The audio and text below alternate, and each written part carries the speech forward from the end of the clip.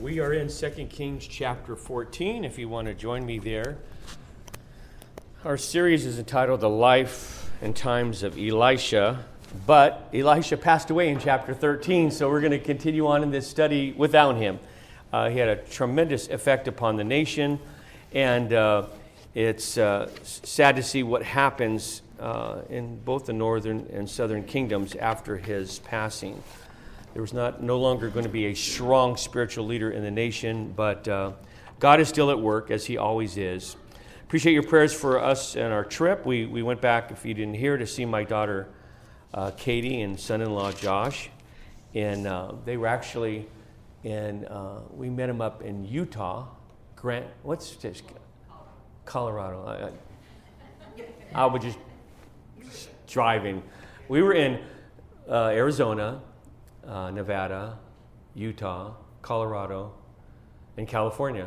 5 states. Yesterday I woke up in St. George, Utah, and we made it back in the evening. Of course, I was driving just right at the speed limit the whole time, as you might imagine, and we're glad to be back. Really enjoyed our time with our kids and granddaughter. We didn't see Lene, who's in the hospital in Denver. They drove down and met us. We drove up and met them, and to be honest with you, Katie just needed some time away. I think needed a break. She's been at the Ronald McDonald House there for, Lisa, 2.5 years? Almost 2 years. And so it gave her a chance to get away. We really enjoyed our visit. Of course, she prompted our other little granddaughter, Chloe, because she would not know who we were, particularly myself. I saw Chloe as a little baby for just a couple days. She had no recollection of me whatsoever, and that just wasn't going to work for me.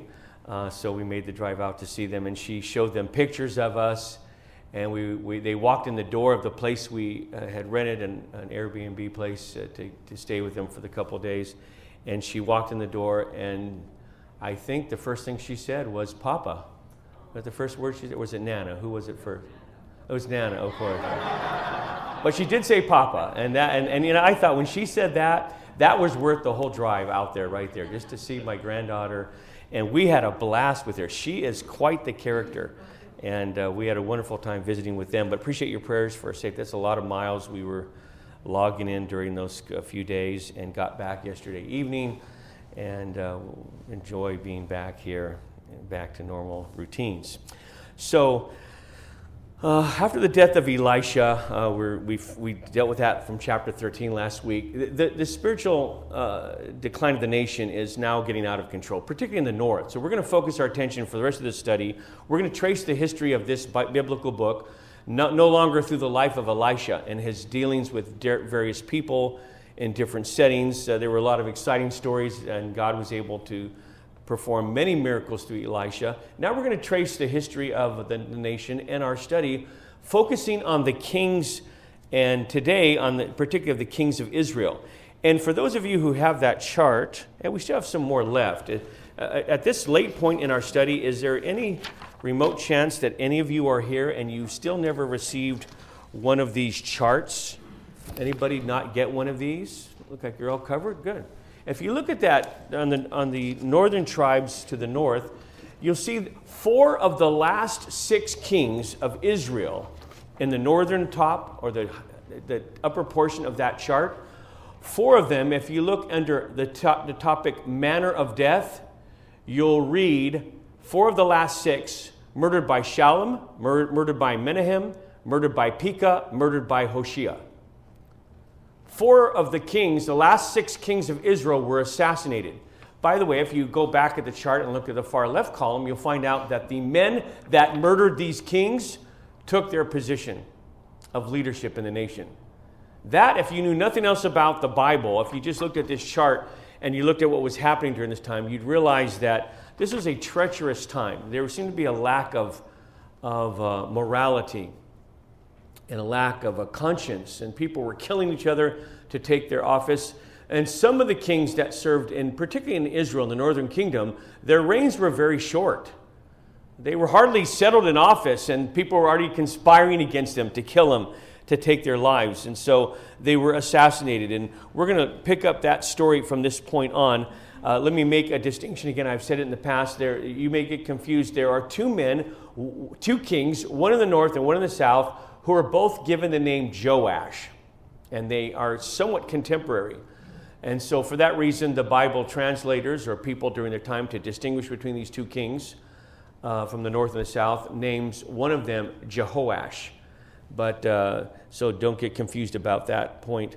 Once Joash or Jehoash, reigning in Israel, had taken the throne, in the southern kingdom, a man by the name of Amaziah took control of the southern kingdom. It's interesting. These kings are all very interesting.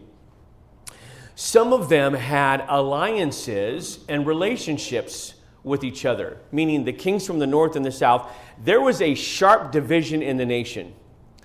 And some of the kings, in some of the settings, we look back in the early chapters of 2 Kings, we find the king from the north and king from the south visiting with each other, fellowshipping with each other, or at least getting together. And they were found in the same setting at the same time when Elisha shows up on the scene. Sometimes, quite frankly, they used each other. There's a lot of politics going on. In this particular chapter we're going to look at today, we'll find how the southern king used the northern king to accomplish his purposes. Sometimes they didn't get along. Sometimes they flat out despised each other. Sometimes they wanted to kill each other. There's a lot of interesting interactions that take place between the northern and the southern kingdom during this time of history. But back in chapter 12, we find out that Amaziah came into control. And he came into control because his father, Joash, was killed. He was assassinated. And so, of necessity, he took control. Nothing is said about Amaziah in chapter 13, very curiously.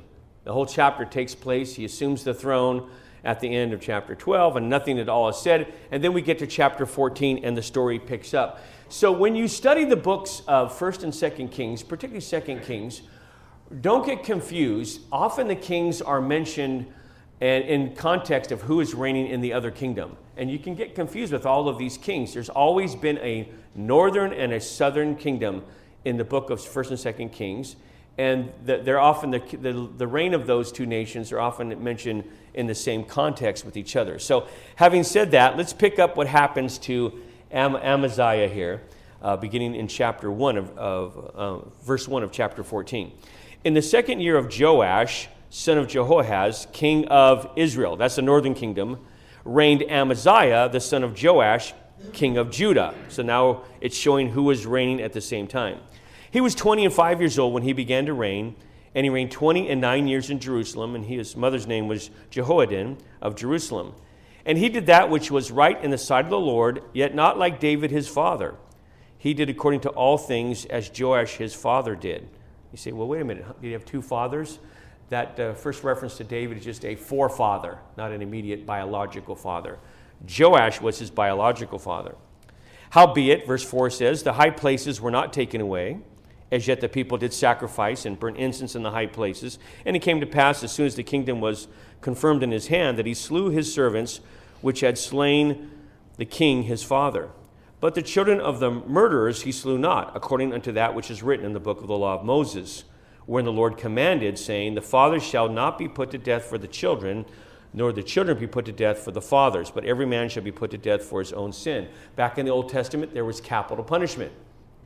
A life for a life, eye for an eye, tooth for a tooth. If you killed someone, you were killed. If it was an accidental death, they would allow to flee to one of 6 cities of refuge, and they had to stay within the confines of that city until the high priest died. If they left it, their life could be taken. In fact, it not only could be taken, it would be taken. The family would declare vengeance on someone who killed their family member. That's just the way it was. But Moses, under instruction by God, said that a man's son or daughter or grandchildren should not be killed for the sins of the father, and nor for the father should be killed for the sins of the son. It was, you were accountable to God. If you took a life, you would lose your life. But quite frankly, as you see from your chart, that practice was pretty much ignored. When kings came into position of reigning in a nation, they were fearful. Sometimes they were consumed with thoughts of conspiracies and assassinations, and they would remove anybody that they saw as a threat to them. It says in verse 7, he slew of Edom in the valley of Salt 10,000 and took Selah by war, speaking of Amaziah, and called the name of it Jochethel unto this day. Then Amaziah sent messengers to Jehoash, the son of Jehoahaz, son of Jehu, king of Israel, saying, come and let us look one another in the face. So that's a very interesting situation we're going to look at. 25 years old was he when he came to reign. He got into office and he said, hey, somebody assassinated my father. Justice must be done to them. And so he found the people that assassinated his father and he had them killed, but not their children. So he allowed, in an act of mercy, and I believe in accordance to the word of God, he allowed the people whose father killed his father, he allowed them to remain alive, which was involved an element of risk. All this was precedented upon the law of Moses, upon the word of God, of course. So it shows a little bit. In fact, if you look in the column describing whether he's a good king or a bad king, Amaziah is listed as a good king. And early on, he demonstrated the fact that he had a good heart. In an act of mercy, he let the people whose father killed his father remain alive. If you pay close attention in the course of the study of this chapter, you'll find out that was very rarely the case. If somebody killed your father, you not only killed those people, but now as the king, you would take their children and put them to death as well. And there was many biblical precedences where the person's entire family was wiped out because of this act of treachery and this assassination. Even assassination attempts were taken seriously. So he seemed to take a step back and say, you know what? I remember in the law of God, Moses said not to take vengeance upon the children of someone who had done something wrong, and he allowed them to live, posing a risk to his own life. Because now he had people running around who knew that he had killed their father. There's a lot of bad blood floating around. It showed also that he was a little bit secure in his position. He didn't feel at risk by allowing them to remain alive. Ironically, by the way, this same king, Amaziah, 29 years later, we'll look at it later on down the road, 29 years later down the road, his reign would end because he was assassinated. So even though he showed this act of mercy here, that's just the nature of what it was. It was a dangerous thing to be placed on the throne during those days. According to verse number 7 that I just read, he experienced some early success in his military campaigns, and it was at that point that things took a turn for the worse for Amaziah. We are not given these details in 2 Kings chapter 14, but some things happen here that are built upon in the 2 Chronicles parallel account. So it says here that he sent a message to the king Jehoash to the north and said to him, I want to see you face to face. He didn't want to have a discussion with him. That was an expression meaning that I want to see you on the battlefield. He was calling him out. He was saying, let's get this taken care of. So it shows the discord and dissension between the northern and southern kingdoms. He sent a message to the king of the north and said, let's meet on the battlefield face to face. I want you to maybe keep your finger there, but turn to 2 Chronicles chapter 25. There are more details about this than are given in the 2 Kings account. When I studied this a couple of weeks ago, I found a lot of great information that puts this whole situation in context.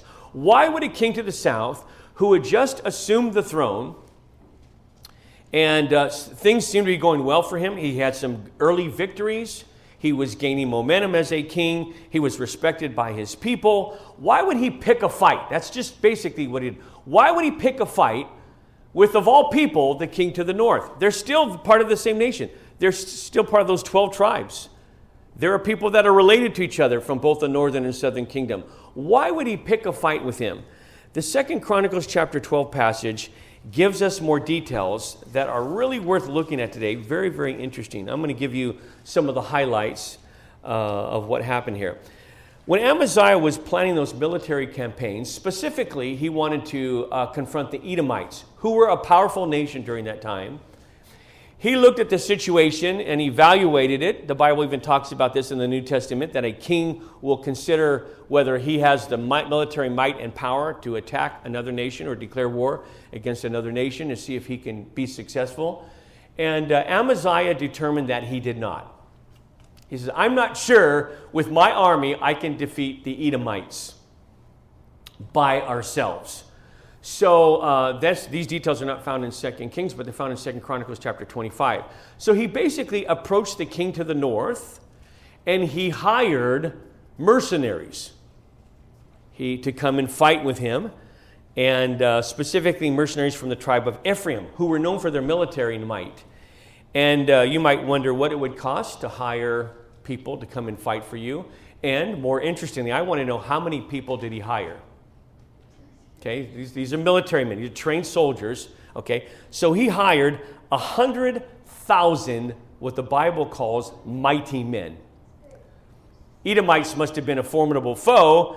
He wanted to make sure he had the victory, so they were estranged, but he sent a message to the king of the north and said, we need to hire some of your men, your fighting men, and we're going to declare war against the Edomites.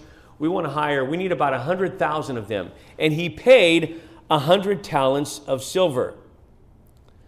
That's a lot of money for a lot of men. It would seem to me to guarantee success. And everything seemed to be going well in this thought and this strategy that Amaziah had, except that a man of God was sent by God to approach him and said, what in the world are you doing? Why would you hire other people to come and fight our battles? He said, this is not of God. In fact, if you are determined to do this, God wants me to tell you that you will fail in your attempt to defeat the Edomites. You will fail miserably. So now Amaziah is in a pickle here, right? He sent money up to the king of the north, hired 100,000 troops to come down and fight with him in battle, sent all that money, 100 talents of silver, sent money. The men had already made the long journey from the tribe of Ephraim all the way down to the southern kingdom to assist his soldiers in this battle against the Edomites. And this man of God throws a monkey wrench in everything by saying, what are you doing? God doesn't want you to do this. In fact, if you determine to follow through in this, you're going to fail miserably in this war. So what would he do? Again, I want to remind you that on your chart, it says that Amaziah was a good king. He demonstrated some godly character in the early years of his reign as king. He wanted to do the right thing. He was, sensitive to what God's leading. He wanted God's presence and blessing on his military tactics. But now he's faced with this dilemma. And so he thought about it and he said, but what about all the money I've already paid? Do you think the king to the north would return his money? No. The troops had already been sent. And here's how it worked. Those troops, those military leaders, were already taken care of. They were compensated for their duty in battle by the government, by the king, by the resources that were available in their kingdom. They were already being paid to be fighting men. They were just being sent to go and assist with another king and against another enemy. So they were already paid. The money went into the pockets of Jehoash. It wasn't like, I'll give you 100 talents of silver, and you can take it and divide it among all these mercenaries. No, it went to the king's pocket.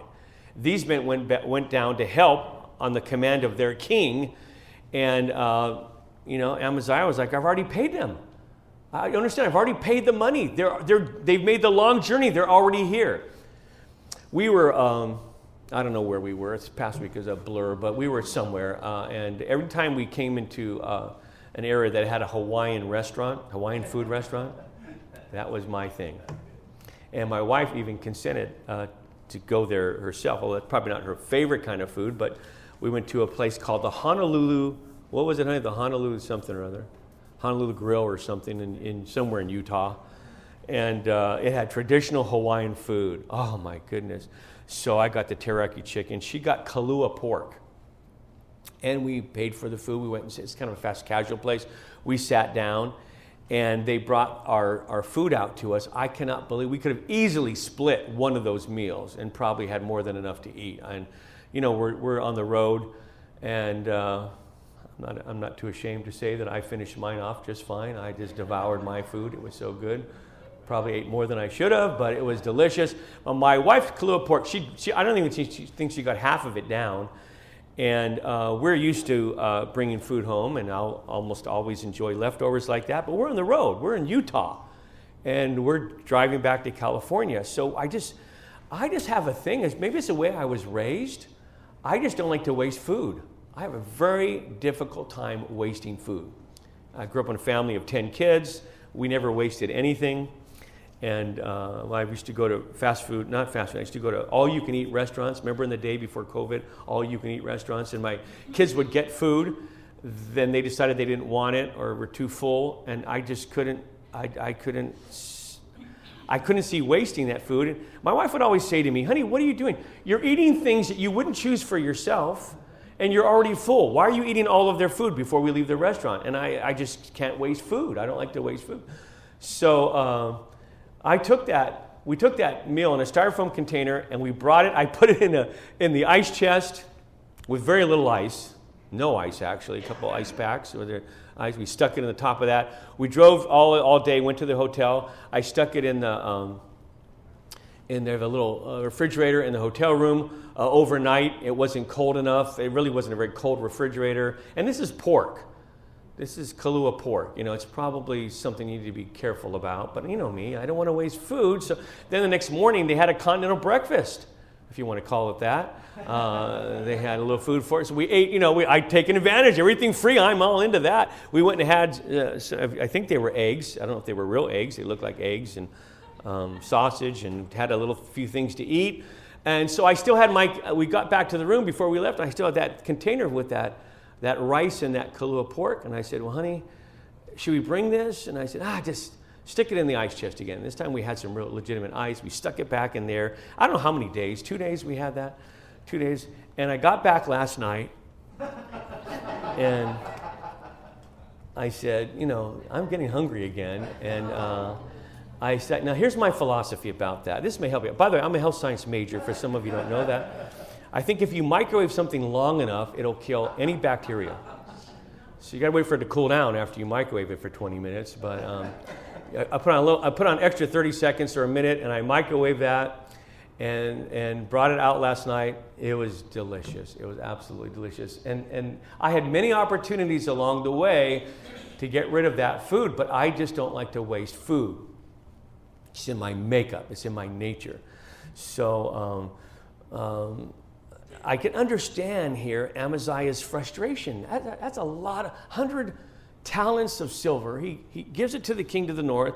Those guys come down. Now the man of God interrupts his plans by saying, "Hey, you don't need them. God doesn't need these guys to help you win the battle. In fact, if you determine to go ahead, you're going to lose this battle." And so he had this really interesting scenario. We had to go to these soldiers who had made this 100,000 of them, and these are fighting men, and say, "Hey, I really appreciate you guys. Can you gather around? I really appreciate you guys coming down to help us, but we don't need you after all." Now, you might think, if you didn't know the story, you might think they'd be like, "Oh, we're already paid? None of us are going to lose our lives. We don't have to lift a finger to the enemy to risk anything. We can go back home to our families."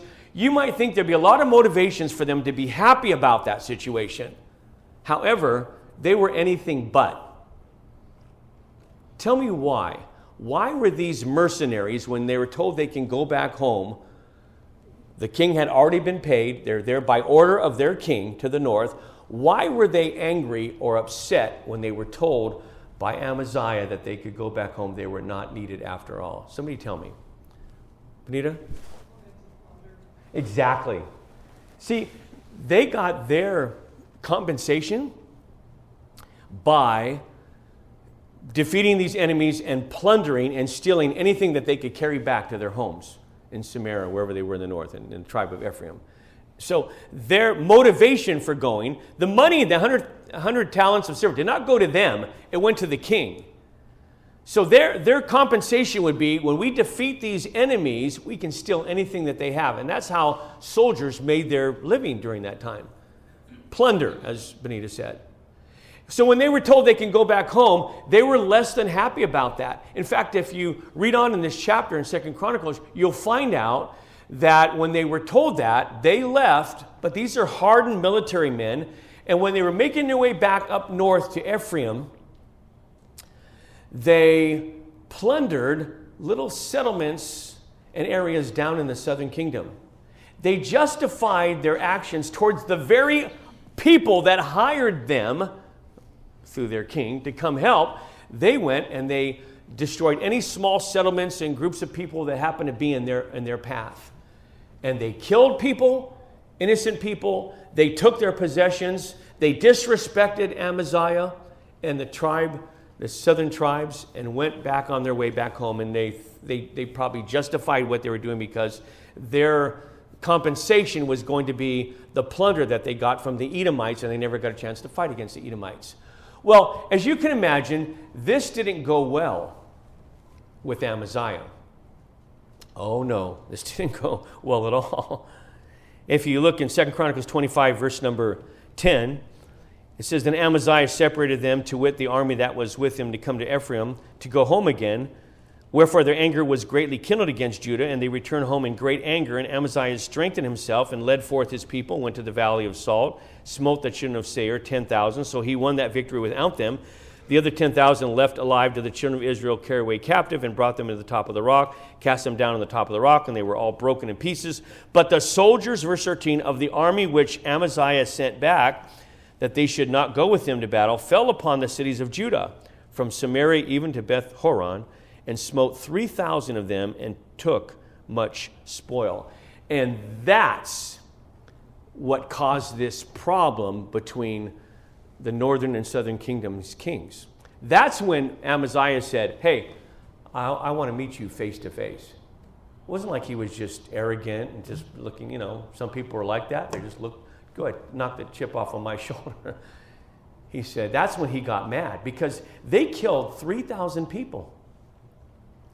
And Amaziah had just paid an exorbitant amount of money to the king of the north to hire these mercenaries, sent them back with zero casualties, but they plundered his own people.